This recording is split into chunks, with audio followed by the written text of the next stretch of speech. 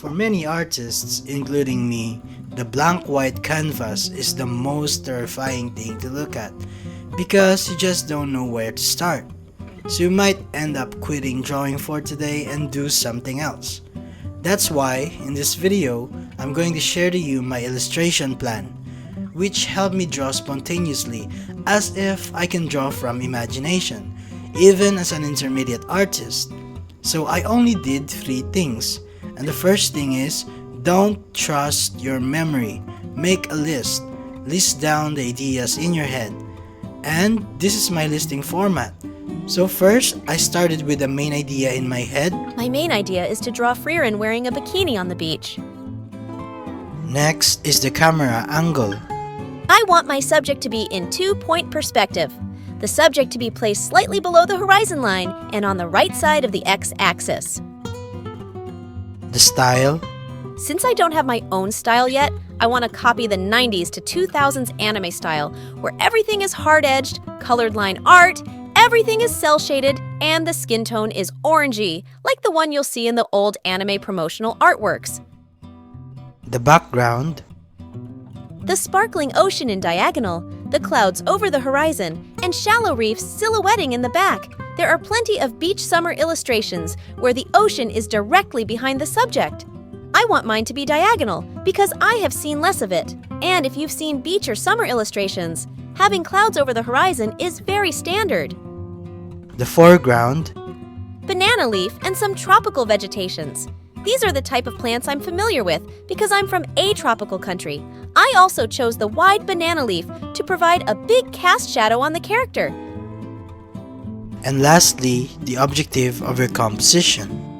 I want to blur the foreground and some parts of the hair so that the focus of the viewer will be directed to Frieren's face. I learned this technique from Yonayama Mai. You'll know what I mean when we start rendering later. Okay, so now that the ideas are properly written, I'm now sure that I won't forget my ideas, and this gets me in the mood for drawing. That's why it is important to have something to write on with you all the time, so that when you get ideas, you write them immediately so you won't forget. For the next step, don't trust your memory, make a thumbnail sketch. 2 things to remember when making a thumbnail sketch. First is to make it as small as possible. It is called a thumbnail for a reason. I only made mine bigger for the sake of the video. I just want it to be visible to the viewers. This is not the right size for the thumbnail sketch. Again, it should be small so that you can see everything immediately. It's like looking at your painting inside the box. That's the point of the whole thing. Secondly, use the list we made earlier as reference. Make sure to include all your written ideas in your thumbnail sketch before you proceed to the actual drawing. And by the way, I already showed my sketch and line art earlier before making the thumbnail sketch, so you might be wondering why the sequence is opposite. Well, I just took the opportunity to show my sketch during those few minutes of me talking. I think in this day and age, it is your obligation as an artist to show your sketch to your viewers. Okay, for the third and final step in planning, don't trust your memory. Make a folder for your references. Scour the internet for all the references you'll need. Put them in one folder and make sure that before you start drawing, you've already found all the references you'll need. Finding references in the middle of drawing can throw you off or kill your momentum. I don't know about you, but that usually happens to me. Alright, time to go back to rendering. Again, I already showed you my sketch and line art earlier, but the real sequence of my workflow is like this. First, I listed my ideas, then create a thumbnail sketch. Next, I compiled my references in one folder, and then after I'm done with all the preparations, that's when I'll start drawing. Okay, my turn. I want the eyes to be rendered very simple. Just black lines for the eyelashes, and that's it. I don't really like having so much details in the eyes. The only extra details that I added is the eyeshadow and the reflection of the sky. The rest are just standard details you'll see in usual anime eyes. I've already made a video about eye rendering last month. You might want to see that.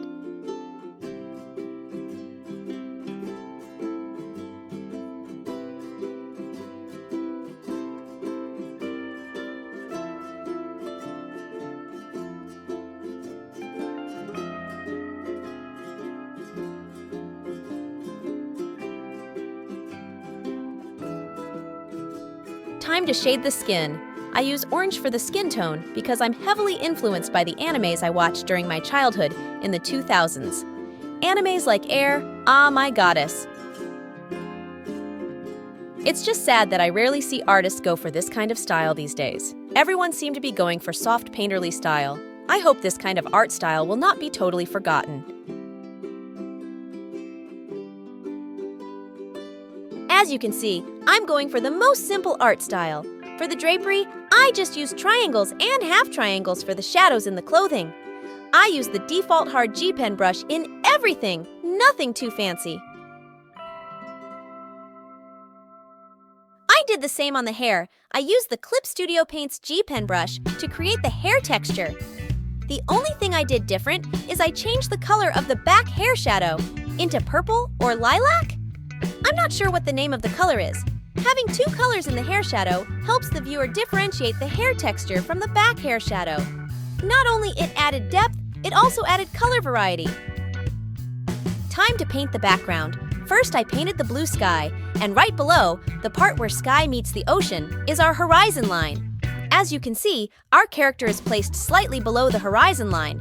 That means we're looking down at Frieren as we often do in life.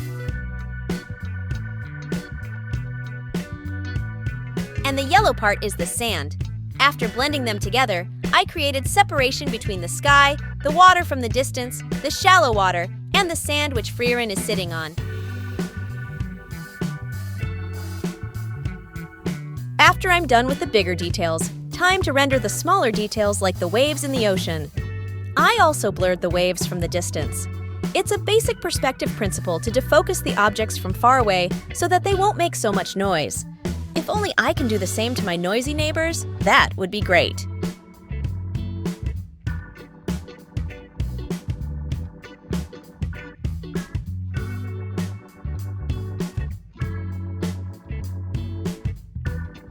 Unfortunately, I rendered the clouds sloppily. It didn't look good in the end. Maybe I should have used a soft brush instead. Maybe in my next illustration involving the clouds. Sorry. I added some sparkles or sun reflections. They get gradually smaller as they go further away. One of the basic principles of perspective, the diminution. Don't sleep on this minor details, as they also create an illusion of depth. Tropical vegetations for the foreground. After that, the cast shadows. I used multiply blending mode for the hair and the clothing. As for the skin, I used a normal layer and picked the color manually. Multiple blending mode for the skin shadow will make your skin tone look muddy.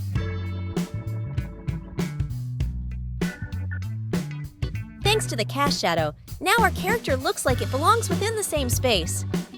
After I'm sure I'm done with the illustration, I'm gonna blur the foreground and some parts of the hair to highlight the face of Frieren. And since I didn't use color theory and the colors look all over the place, I will change the color balance until it looks right.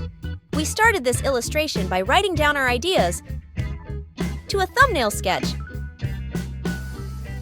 And now this, and finally this. As you can see, the blank white canvas doesn't look frightening anymore because we started the illustration fully equipped and ready for battle. If you find the video useful, please don't forget to subscribe. See you on the next one.